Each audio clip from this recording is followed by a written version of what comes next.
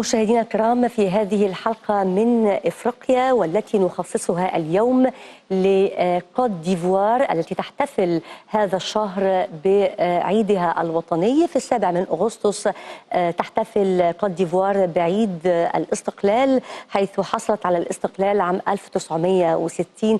وفي الواقع تتمتع مصر وكوت ديفوار بعلاقات طيبة منذ هذا التاريخ، حيث إن مصر هي من أوائل الدول التي اعترفت باستقلال كوت ديفوار في نفس عام حصولها على الاستقلال. ومنذ هذا التاريخ هناك علاقات قوية ممتدة بين البلدين، ربما وصلت الآن إلى أحسن مستوياتها، وذلك وفقا لتصريحات سفير كوت ديفوار في القاهرة الذي صرح أنه الرئيس عبد الفتاح السيسي والرئيس الإيفواري الحسن وتراه حريصان على دفع العلاقات بين البلدين إلى أبعد مدى. إذن عن كوت ديفوار وعن عيدها القومي وعن العلاقات المصرية الإيفوارية نخصص هذه الحلقة، ويسعدنا أن يشرفنا فيها معالي السفير مسيو إوجين ألو سفير كوت ديفوار في القاهرة. مسيو l'ambassadeur, vous êtes le bienvenu à Nile News, à la الأخبار في التلفزيون المصري. شكرا لهذه الدعوة بهذه المناسبة المهمة لبلدي، ونشكرك واسمحوا لنا ببدء الحوار بعد هذا التقرير الصغير حول العلاقات بين البلدين. تقرير عن العلاقات بين مصر وكوت ديفوار ونبدأ بعده الحوار.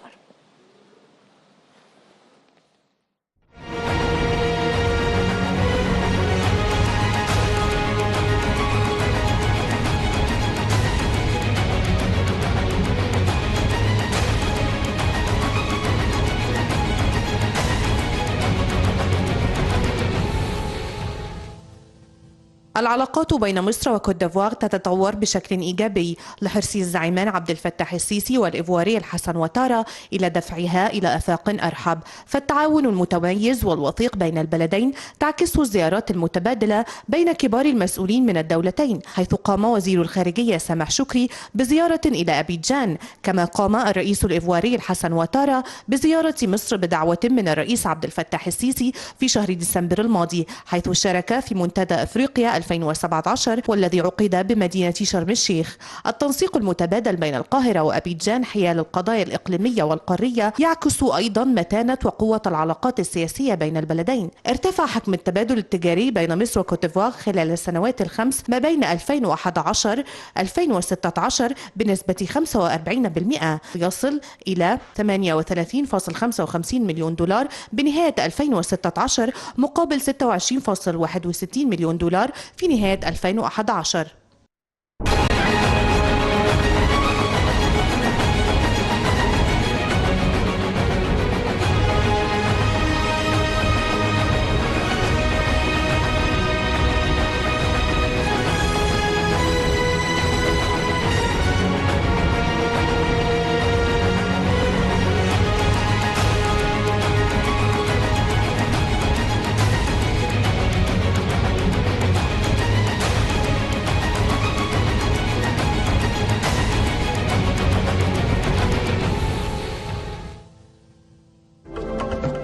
أهلا بكم من جديد، وأجدد الترحيب بضيفي الكريم معالي سفير كوت ديفوار في القاهرة مسيو إوجين ألو. في 7 أغسطس في كل عام تحتفل كوت ديفوار بعيدها الوطني.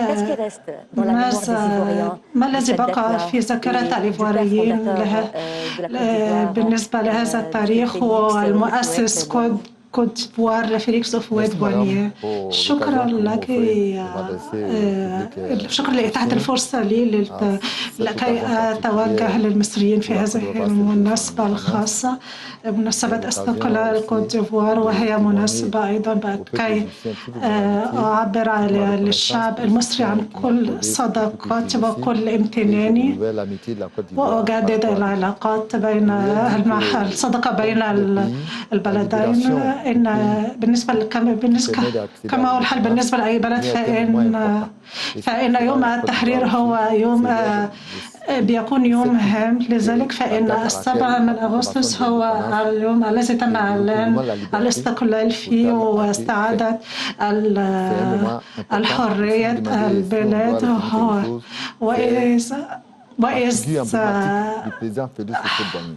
وإذا تذكرنا شيء من هذا اليوم فهو شخصية المحرر كوت ديفوار الرئيس بونيي، وقد الذي سمح لكوت ديفوار أن تحقق حلم الاستقلال. L'indépendance, c'est la liberté. لأن الإيفواريين كانوا يتشوقون للحصول على حريتهم ولتحقيق التقدم. لذلك فإن السيد فواني هو الذي ساعد في البلاد في العصر. إذا تحدثنا عن التقدم الاقتصادي في كوت ديفوار فقد تم تحقيق نجاحات كثيرة. ما هي أعمدة الاقتصاد الإيفواري؟ Personne le dit, c'est une terre bénie de Dieu. Et bénie parce qu'on y trouve de l'eau facilement, on y trouve une forêt, on y trouve des plages. إننا نعتبر أن كوت ديفوار دولة مباركة لأنها لديها كل الموارد، لديها الغابات، لديها المياه. a su exploiter ces ressources naturelles pour se développer.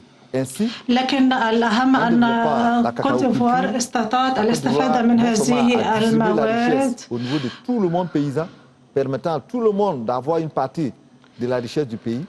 لقد استطاعت كوت ديفوار أن توزع الثروة الزراعية على كل المزارعين لكي يستفيد منها كل المزارعين. On a fait le palmier à huile. On a fait le caoutchouc, on a fait la banane. لقد قمنا بزراعة العديد من المحاصيل مثل الموز والكاوتشوك، وهي إذن فتحت هذه العوامل بتحقيق نجاح كبير. Et cela a été remarquable et c'est ça qui a fait parler du miracle ivoirien. Aujourd'hui, nous essayons de continuer dans un monde beaucoup plus concurrentiel. اليوم نحاول أن نحافظ على نفس المستوى الاقتصادي في ظل المنافسة الكبيرة. وقد حققنا معدل نمو يصل إلى 8 إلى 2%. وهل تعتبرون أن كل هذه الموارد تجعل من كوت ديفوار نقطة جذب للمستثمرين خاصة الدول الغرب والصين؟ Déjà, vous savez que ce n'est pas pour rien que les Européens ont colonisé l'Afrique, c'est pour s'approvisionner en matières premières. Mais la Côte d'Ivoire ayant su valoriser ces matières premières elles-mêmes, les Européens sont encore plus intéressés à être dans ce pays où leurs entreprises... ما زال هناك اهتمام كبير من الدول الغربية للحصول على المواد الأولية من كوت ديفوار. لذلك فيمكننا القول أنه من خلال تجارة المواد الأولية استطعنا بناء الطرق واستطعنا بناء المصانع. كما أن لدينا العديد من المنتجات الصناعية التي تصل إلى الدول المجاورة مثل بوركينا فاسو وغينيا. إذن استطعنا أن نستغل جيدا الثروة الطبيعية لدينا. إذا تحدثنا عن العلاقات الثنائية بين كوت ديفوار ومصر، كيف تقيمون مستوى العلاقات؟ Nous avons des relations politiques لدينا علاقات سياسية جيدة جدا وعلاقات اقتصادية أكثر من رائعة. لا يوجد أي صعوبات بين البلدين. أنا أجد أن الوضع الاقتصادي الوضع الجغرافي لمصر فهو هناك أزمات تمرت بها مصر كما أن هناك أزمات، والأزمات التي مرت بها كوت ديفوار قد يمكن أن تكون قد أعاقت قليلا علاقاتنا، لكن أمام البلدين العديد من الفرص. إن هناك أزمة في كوت ديفوار منذ 10 سنوات، وكما أن كان هناك أزمة منذ 2011 منذ اندلاع الثورة في مصر.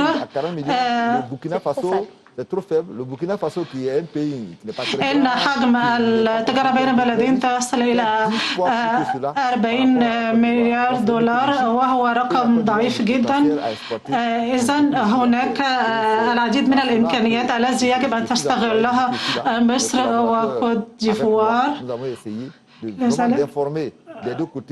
لذلك نحاول تحسين الشراكات مع مصر لزيادة حجم التجارة. لكن هذا الرقم ضعيف كما قلتم، وقلتم أن هناك إمكانيات يمكن استغلالها للبلدين. بالنسبة لكم كيف يمكن استغلال هذه الإمكانيات؟ ما هي الجهود التي يجب بذلها من أجل حسن استغلال هذه الإمكانيات؟ لا يجب أن نبحث بعيدا. إن كون أن مصر قامت بتعويم سعر عملتها كان إجراء مهم من الجانب المصري، لأنه ساعد على زيادة حجم صادراتها.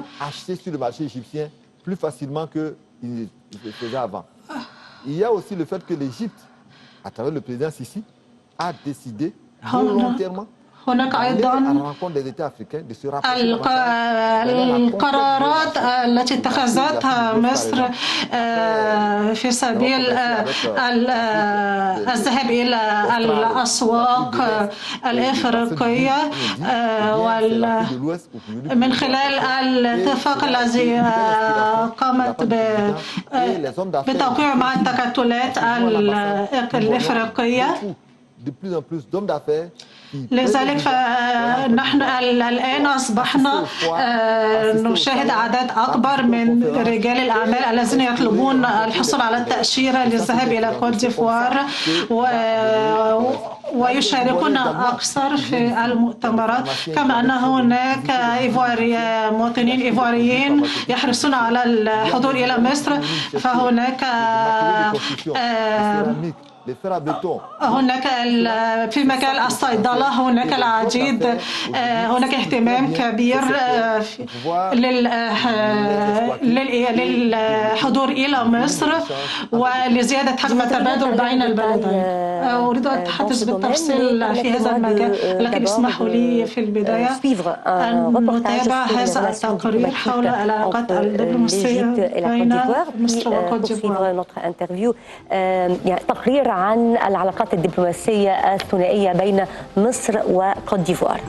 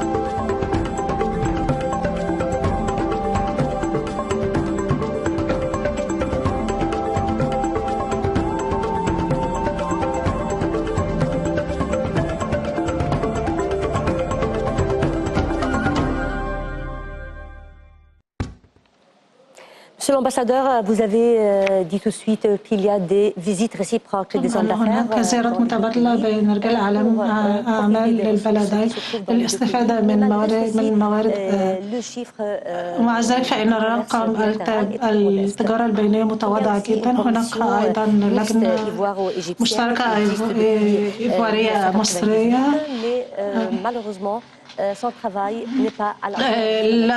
لم يتم تفعيلها بالقدر المأمول.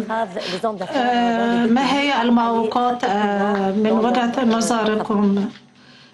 La première des choses qu'on pourrait dire, c'est qu'il y a des accords commerciaux qui ont هناك اتفاقات تجارية تم توقيعها منذ فترة، لكن يجب تفعيلها لكن يجب تفعيل هذه الأدوات القانونية الموجودة في البلدين. هناك أيضا معوق يتعلق بالبنية التحتية في أفريقيا، فالنقل البحري بين مصر وكوت ديفوار يستغرق 45 يوما. أليس هناك طرق أخرى؟ هناك الطيران لكن ليس متاحا كل يوم. كما تعلمون فإن البواخر هي الوسيلة الأساسية للتجارة. إذن يجب أن يكون هناك موانئ بحرية تربط البلدين. أيضا le fait que tous les pays sont tentés d'exploiter leur proximité. Or, l'Égypte, sa proximité, c'est les pays de la région du Nil. يجب أيضا على كل بلد أن تستفيد. Les entreprises n'ont pas atteint un certain seuil critique pour aller à l'extérieur. Les gens ils restent encore dans leur secteur. Mais moi, je ne vois pas les obstacles. Je vois qu'il y a des difficultés, mais les hommes d'affaires se battent. Et avec أنا من وجهة نظري أجد أنه ليس هناك معوقات. أنا أجد أن هناك سيولة في التجارة، لكن أرى أنه يجب على رجال الأعمال أن يبذلوا مزيدا من الجهد. وإذا فإذا كان هناك مثلا عقد بين مصر وكوت ديفوار فيجب أن يتم تطبيق مثلا التعريفة، نفس التعريفة لكل أفريقيا، دول أفريقيا الغربية. هناك مركز لوجستي مصري تم إنشاؤه في أبيجان لنفاذ المنتجات المصرية عن طريق كوت ديفوار في كل عن طريق كوت ديفوار إلى كل دول أفريقيا. كيف من وجهة نظركم كيف يمكن لهذا المركز اللوجستي أن يحسن التجارة؟ هي مبادرة ممتازة. C'est fantastique parce que l'Égypte exporte des produits finis. لأن مصر لديها صادرات كثيرة من المنتجات تمت الصنع. Ce centre, on peut aller en gros des produits égyptiens. Nous avons lutté nous-mêmes depuis que nous sommes là pour quelque chose de ce genre. Les gens de Damiette en ont parlé avec nous. Les gens de Port Saïd en ont parlé avec لقد كان هناك اتصالات بين مدن مثل دمياط وبورسعيد قاموا بالتواصل معنا من أجل في هذا الخصوص. بالنسبة للأمن، ما هي نوع العلاقات التي تربط بين البلدين؟ نعلم أن كان هناك تجربة سيئة في كوت ديفوار في 2016 حيث ضربها الإرهاب. ما هو تقييمكم للتعاون الأمني بين البلدين؟ ليس هناك شك في أن مصر تواجه الإرهاب منذ فترة طويلة ولديها خبرة في هذا المجال.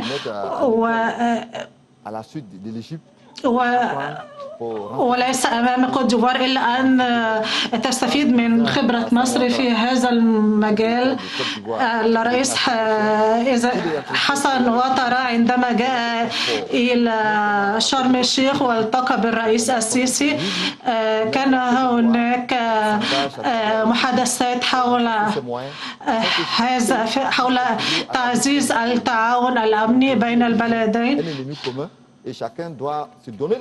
لأن الإرهاب هو عدو مشترك بين البلدين، وإذا هناك تعاون جيد في هذا المجال.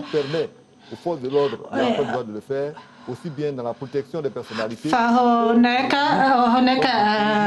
تبادل للخبرة بين الجانبين في هذا المجال. هناك أيضا رجال الشرطة إيفواريين يأتون إلى مصر يقضون فترة من الدراسات في أكاديمية الشرطة، وهناك أيضا مجموعة من الإيفواريين تقوم بالدراسات في القوات المسلحة. ما هي الفرص المتاحة أمام الطلاب الإيفواريين لاكتساب المزيد من الخبرة؟ هذا هو فعلا أفضل شيء، التدريب ودعم الخبرة الرجال الأمن الإيفواريين. ونحن ممتنون لهذا التعاون الذي تقدمه مصر لنا في هذا المجال.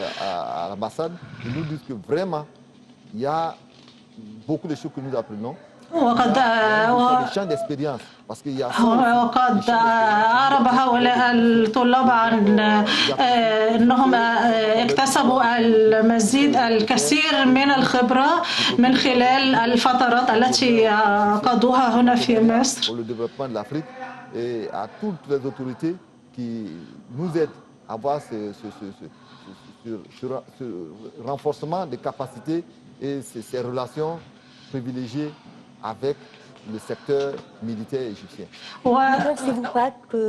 ألا تعتقدون أننا نحتاج إلى التقارب الثقافي والاجتماعي؟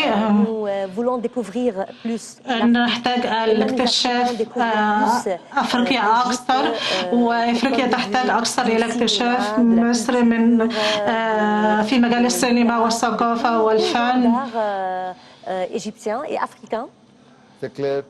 من الواضح أن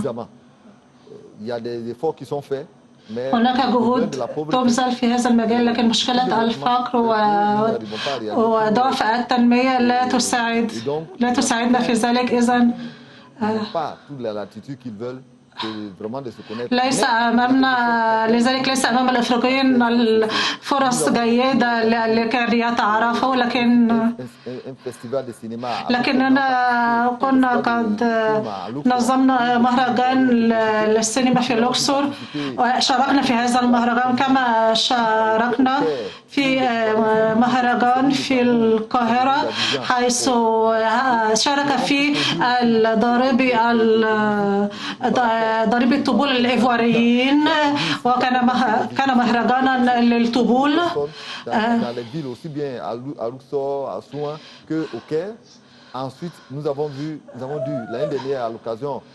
في العام السابق أيضا بمناسبة مهرجان الذي أقيم في اسكندرية كنا جلبنا أشهر الفرق الرقص الإيفوارية التي شاركت في هذا المهرجان، وقد لمسنا مدى حماس المصريين تجاه هذه الفرق الإيفوارية المشاركة، وليس فقط الفرق الإيفوارية لكن أيضا فرق من غانا ومن دول إفريقية أخرى.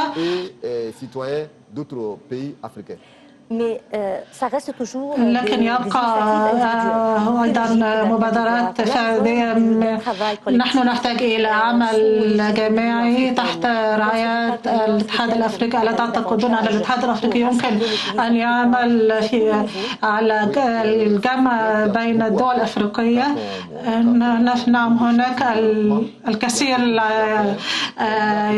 الذي يجب عمله.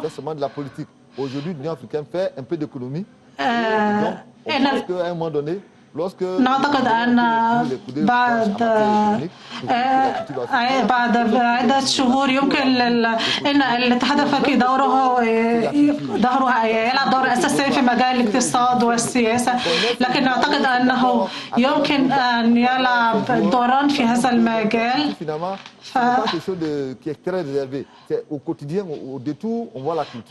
Nous avons deux icônes, Drogba et Mohamed Salah. Alors, ce sont deux icônes ivoiriennes et égyptiennes. هناك لاعبين، اللاعب المصري محمد صلاح واللاعب الإيفواري يعتبروا كأيقونات لكرة القدم في البلدين. نعم. Pour que vous soyez l'ami de tout le monde. Par conséquent, c'est montrer que, comme vous avez raison, la culture est un facteur. نعم، هذا يثبت أن الثقافة والرياضة هي وسيلة للتفاهم. Les Africains, est-ce que c'est le colonialisme qui a fait ces obstacles? ما الذي هل لعب الاستعمار دورا في التباعد بين الدول الأفريقية؟ نعم، لقد قام الاستعمار بوضع عراقيل كثيرة بين للتقارب بين الدول الأفريقية.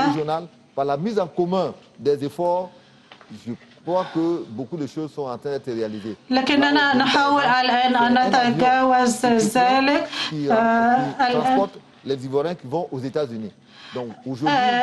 اليوم يمكن أن نجد أن الطائرات الإثيوبية هي تقوم بنقل الإيفواريين إلى أمريكا. هناك أيضا هناك الكثير من التعاون نحاول من خلاله أن نتجاوز العراقيل التي وضعها الاستعمار للتفرقة بين الدول الأفريقية. للختام، ما هي أوراقكم المستقبلية للعلاقات بين البلدين؟ Le gouvernement ivoirien lui-même a ciblé l'Égypte comme l'un des pays dans lesquels les hommes d'affaires ivoiriens doivent vraiment se rendre. سأقول لك مفاجأة، فقد وضعت كوت ديفوار مصر كهدف أساسي. يجب أن يسعى رجال الأعمال الإيفواريين إلى تحقيقه، كما يحدث من الجانب المصري، حيث يحضر رجال الأعمال المصريين إلى كوت ديفوار للبحث عن منتجات إيفوارية أو لترويج المنتجات المصرية في كوت ديفوار.